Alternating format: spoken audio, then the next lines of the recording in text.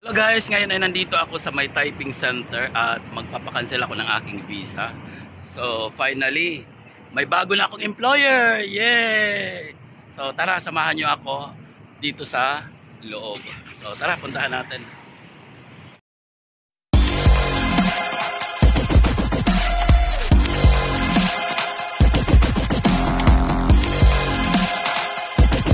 Punta tayo dito sa Yasin Typing Services kasi nandito daw ang PRO.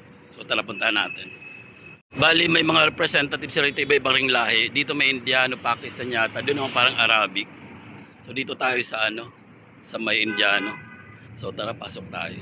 Pinapunta ako doon sa last room or last door. Ayan, nakapasok na ako at habang naghihintay sa Pakistani staff ay nagmumuni-muni muna ako. Syempre, ayan, diba? Tingin dito, tingin doon. So ayun guys, lumabas na ako kasi tapos na yung transactions namin.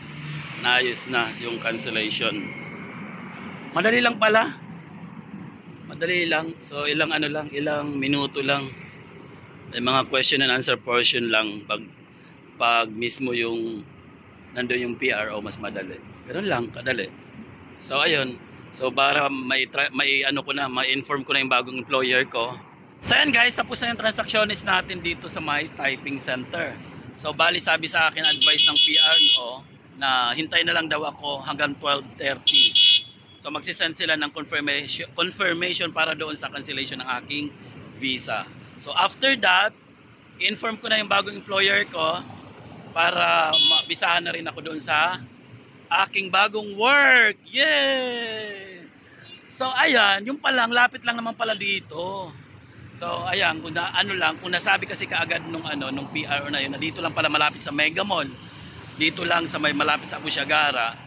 Dinagbas na lang ako, magkano lang dapat 8 kung may card size. Pero ang pinamasahe ko ngayon is 16 dirhams. O, diba?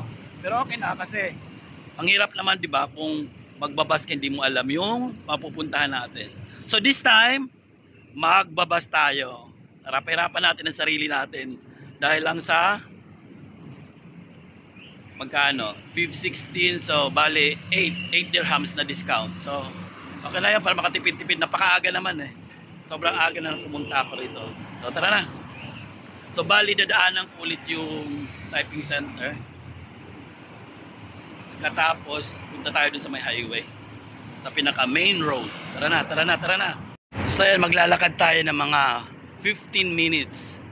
So eto ay highway papuntang Mega Mall. So pag nag-right sila Mega Mall, pag nag-left sila papunta sila dun sa amin sa may bandang Alwada sa King Faisal. So eto naman, eto yung papuntang city center.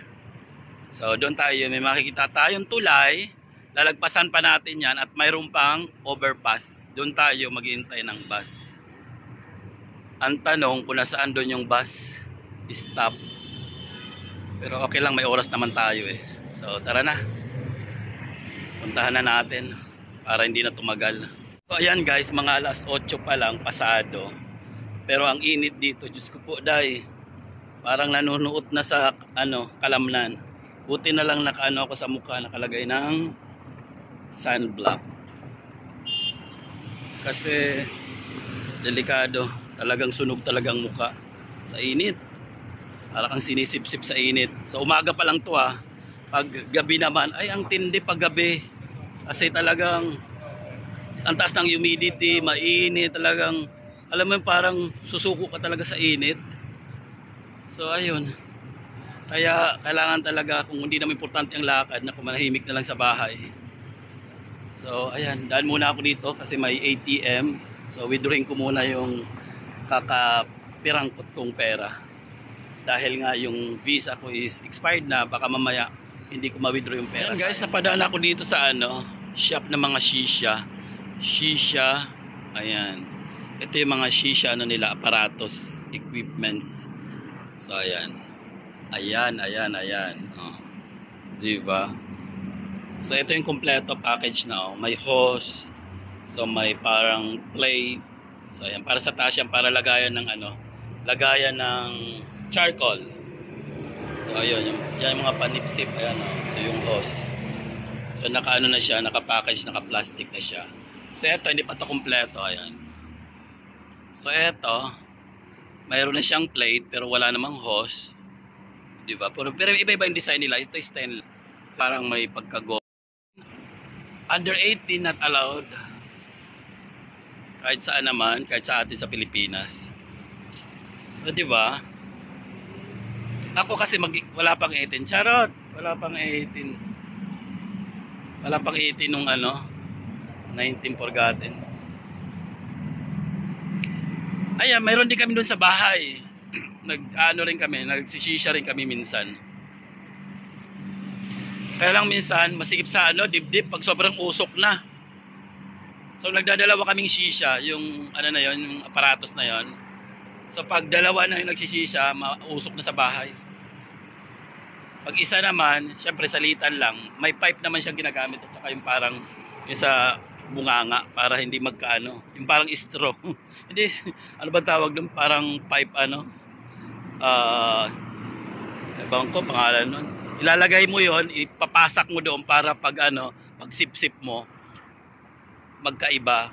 Tapos tanggal na naman. Pag sumipsip na naman ako, may another naman ako. So, ganon. Kasi pag walang yon, yung walang nakalagay doon sa sipsipan, so mangyayari doon, di parang naglips to lips kami nung kasisya ko. Guys, mabuti na lang marunong ako dito sa mga pasikot-sikot kahit papaano. Ngayon nagigilid-gilid ako sa mga flat dito sa may baba. Hindi na ako dadaan sa pinaka-highway kasi sobrang init. Matindi. Para akong malalagas. So ngayon dito ako dumaan sa may gilid nung flat na to. Ewan ko anong pangalan ng flat na to. So ngayon, wala naman akong choice kundi dumaan na naman dito sa gitna ng araw. Pero maghahanap pa rin ako ng mga gilid-gilid. Walang choice kundi pumunta talaga kasi eto nga talagang nasa kalagitnaan ng kainitan.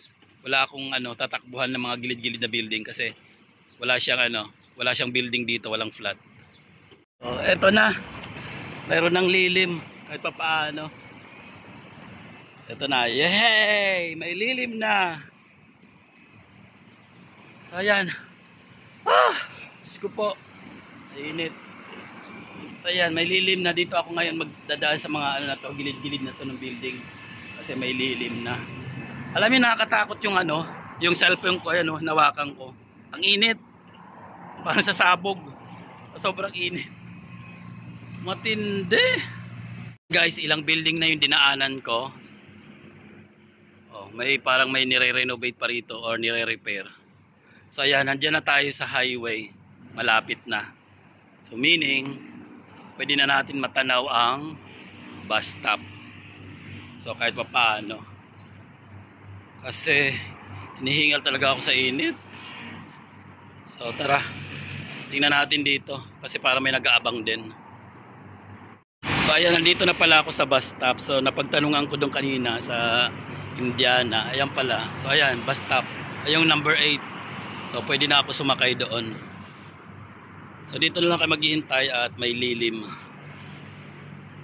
Inabot na ako ng siyam-siyam dito. Pumasok na lang ako dito sa Eskinita. Hindi ako makati sa init. Matindi. Ayan, pag lumabas ako, ayan, ito yung highway. So wala namang lilim. Kaya wala, balik na lang ako dito sa sa Eskinita na to, sa mga gilid-gilid ng building. At nandito ang lilim. Or baka mag-taxi na lang ako, ganun din. Naghintay na ako matagal. Ang ending, taxi rin pala. Pero muna tayo rito, tambay na lang muna tayo rito. Ganun talaga ang bus. Matagal talaga ang bus. Isang number lang kasi. Pero pag nandoon ka sa ibang area, marami, iba-ibang number ng bus. So may minsan pupunta nga Sahara, maraming bus number, maraming bus na pwedeng dumaan doon. Pero this time wala. Ewan ko na saan sila. Tambay muna ako, nahihilo na ako rito. Dumating din yung bus. Diyos ko po. After 1 million hours, finally, nandito ng bus. Matinding sakripisyo dahil sa 8 dirhams lang. O siya, sige na, sakay na tayo.